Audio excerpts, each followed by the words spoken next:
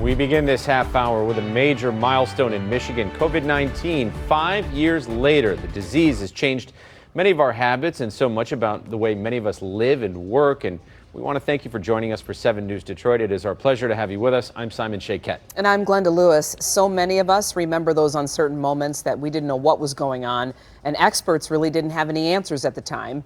You remember the shock of schools being shut down and employees being told to stay home, favorite restaurant closed, and in-person anything suspended. It was a tough time. It impacted our lives, and we can still feel those impacts today.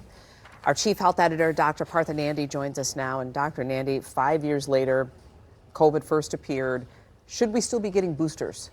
100%. I'll tell you, my family and I stay up to date on our COVID shots, and I think it's super important for several reasons. First of all, immunity fades over time, right? Whether from a past infection or a previous shot, the virus also likes to mutate and continues to circulate. And while deaths have dropped, COVID-19 still causes more than 1% of all deaths in the U.S.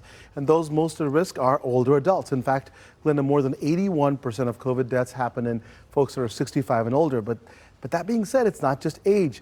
People with weakened immune systems or certain underlying health conditions also have a higher risk of severe illness. The CDC is listing conditions like diabetes, obesity, cancer, dementia, lung disease, heart conditions, and chronic kidney or liver disease. That's a lot of folks in there, right? We also know that unvaccinated people are more likely to catch COVID-19, and they have a much higher risk of being hospitalized or dying than those who are up to date on their vaccines. So important stuff there. It is. And the rumors that swirl on social media about the vaccine and it changing your DNA in 10 years and killing you and all these things. I mean, is the vaccine still the best way to be protected? Unequivocally, 100%. Okay. When it comes to building immunity, getting vaccinated is a much safer and reliable way to protect yourself than getting infected, Glenda. The vaccine triggers a more predictable, controlled immune response, so your body learns how to recognize and fight the virus without the risk of having severe illness.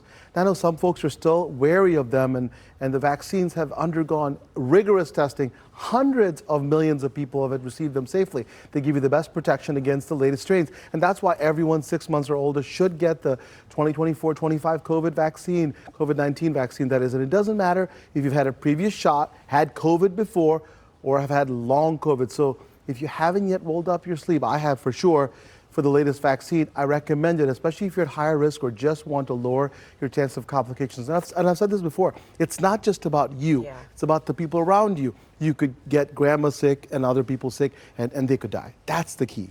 Oh, wow, Doc. All right, thank you. So still do it. Of course, absolutely. Thank you.